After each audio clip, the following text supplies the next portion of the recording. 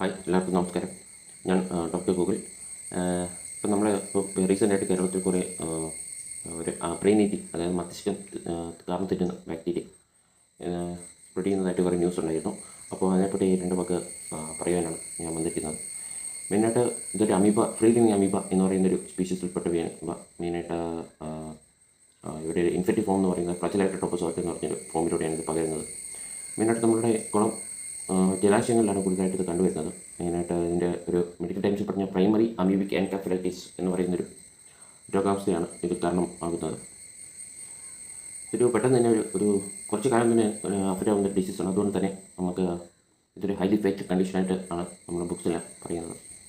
So മെയിനായിട്ട് ഇതിൻ്റെ diagnosis എന്ന് പറയുന്നത് മെയിനായിട്ട് PCR ടെക്നിക്, അതുപോലെ തന്നെ CSF analysis, microscopy and culture of the CSF obtain from the patient.